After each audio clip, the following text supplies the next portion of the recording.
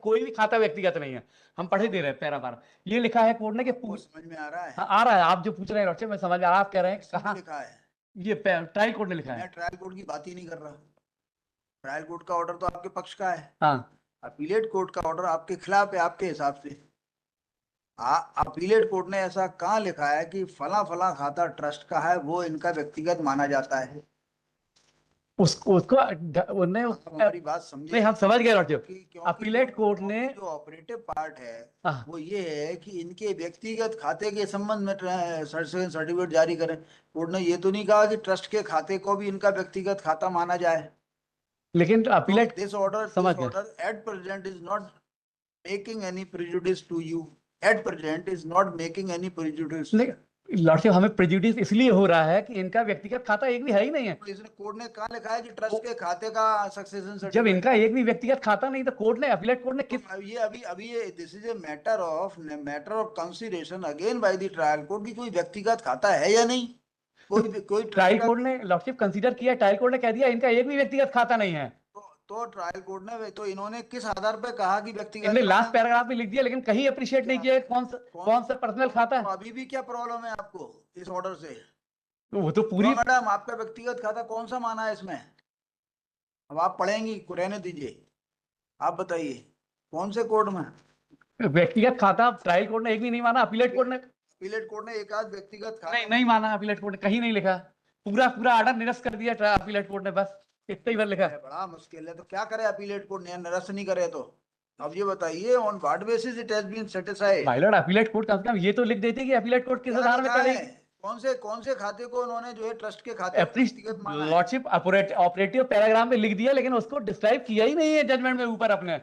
तो डिस्क्राइब नहीं किया तो उससे आपको क्या प्रॉब्लम आ रही है? लॉर्डशिप वो तो पूरा ले जाएंगे, वहां लगाए हैं सेक्शन में। बताइए ना, ऐसे कैसे ले जाएंगे पूरा? इसलिए तो यहाँ अभी तो ऑर्डर जारी होगा ना। आप लॉर्डशिप इसमें ट्रायल कोर्ट का रिकॉर्ड बुलवा लें, उसमें सारी एफडी वगैरह सब पेज है, सब दिख जाएगा उसमें। आप बताइए अब कौन सा हमारे पास जो तो है। पूरे कागज नहीं, हमारे पास ऑर्डर आपके पास पूरे कागज नहीं है तो घर बैठो।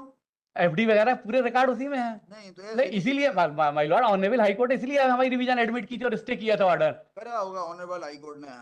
हम ऑनरेबल नहीं है, हम खारिज कर देंगे आपकी रिवीजन यदि आप बार बार वही उदाहरण दोगे एडमिशन का तो। आप मतलब की बात नहीं कर रहे हो, केवल एडमिशन के ऑर्डर को रिलाई कर रहे हो। 25 साल हो जाते हैं मुकदमे को पड़े पड़े। हम लॉर्डशिप, आप ये ट्रायल कोर्ट का पैरा आप हमें बताइए कौन सा जो है। माय लॉर्डशिप, हम बताए इसमें क्यों ऐसा हुआ है, हम बताएं आपको। सबसे पहले इन्हें सक्सेशन सर्टिफिकेट 372 का लगाया, उसमें इनके फेवर में ऑर्डर हो गया। हम पूरी स्टोरी बता दें लॉर्डशिप आपको। अननेसेसरी क्यों बता रहे नहीं, हो? इसलिए क्योंकि जब सेकंड टाइम का लिटिगेशन हुआ तो ये वसीयतनामा लेके आ गए कि हमारे भाई हमें वसीयतनामा कर गए थे, वो वसीयतनामा भी कूट रचित सिद्ध हो गया।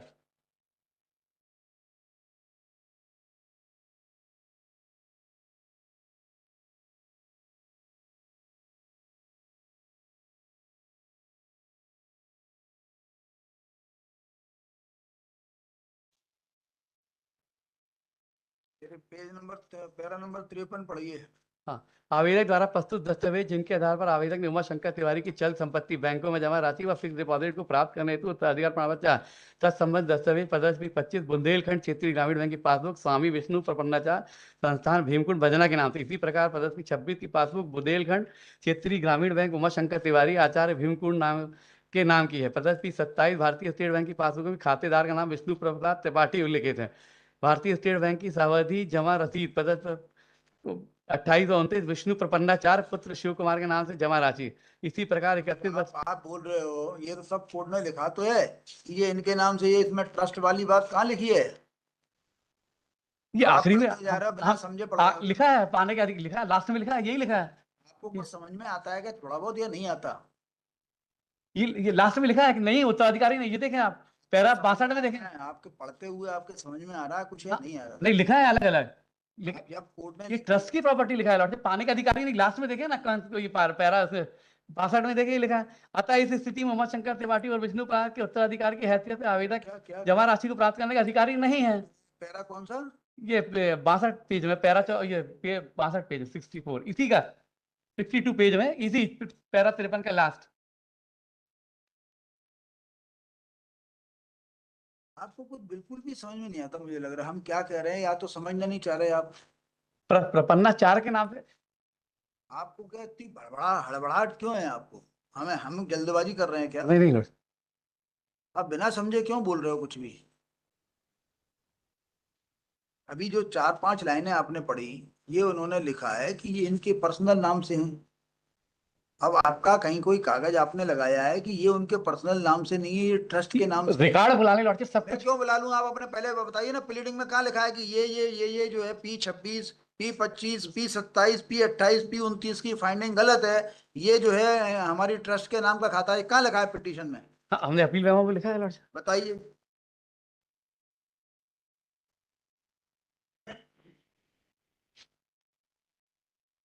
साहब।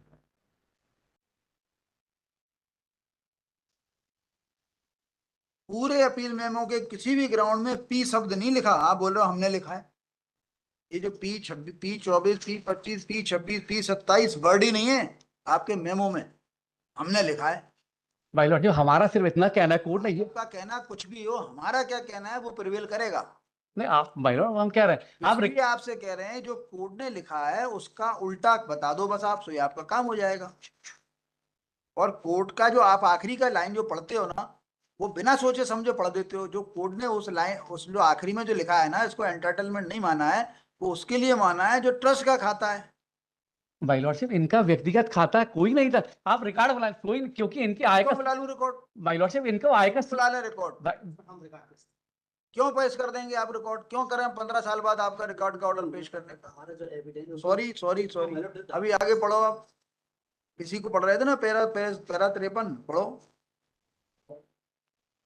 पैरा 53 की भारतीय स्टेट बैंक की सऊदी जमा रसीद, 8वीं लाइन, सऊदी जमा रसीद P28, P29 विष्णु प्रपन्नाचार्य पुत्र शिव कुमार के नाम से जमा राशि है। इसी प्रकार P31, 32 की सऊदी जमा रसीदों में भी विष्णु प्रपन्नाचार्य पुत्र स्वामी सीताराम चार्य के नाम उल्लेख है। बुंदेलखंड क्षेत्रीय ग्रामीण बैंक प्रदेश P33, 34, 35 में भी विष्णु प्रपन्नाचार्य भीमकुंड बाजना के नाम की रसीदें हैं। सावधि जमा रसीदें।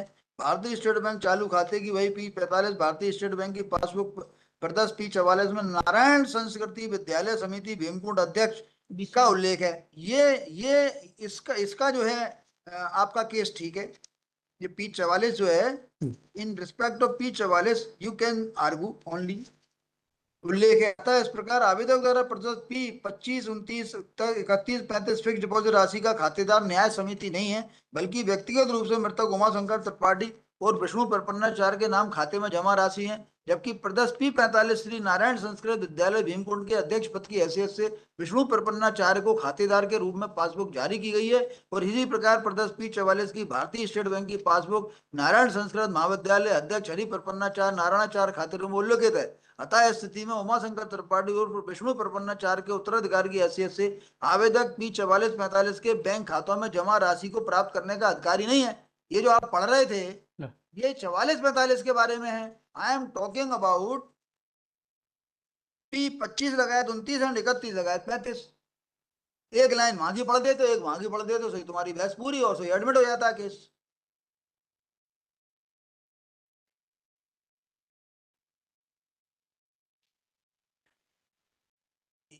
कोर्ट ने यदि कहा है कि ये जो है जारी करें, तो इन द मीन टाइम आपको लगता है कि ये संपत्ति भी आपके ट्रस्ट की है, you go and file civil suit.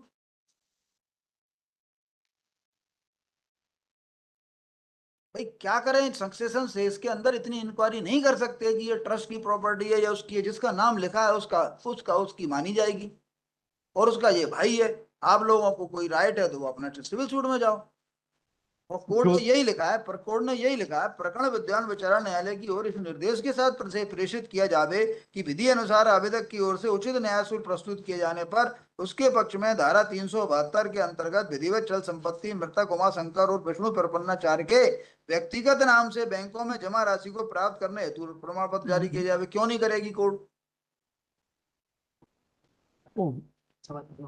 हाँ, ट्राई कोर्ट का जजमेंट के पैरा नंबर 17 देखा मान पैरा 17 में इसके बारे में क्या लिखा है? एक मिनट सुन लो पहले, हम देखेंगे। P25 लगायत 29 और 31 लगायत 35 की ट्रायल कोर्ट की फाइंडिंग बता दीजिए, बताइए। इसमें जजमेंट ट्रायल कोर्ट का पैरा नंबर 17 है हमारे। पैरा नंबर 17 जी माय लॉर्ड, आपने पढ़ लिया? पैरा 17 थोड़ा माय लॉर्ड मैं जो समझ पा रहा हूँ माय लॉर्ड, आता है उक्त पैरा 17 ही है ट्रायल कोर्ट का ट्रायल कोर्ट का पैरा 17। जी माय लॉर्ड, अतः उक्त साक्ष्य के आधार पर यह स्थिति स्पष्ट होती है कि श्री विष्णु प्रपन्नाचार्य के पास आय के अन्य कोई स्रोत नहीं थे। क्या ये काम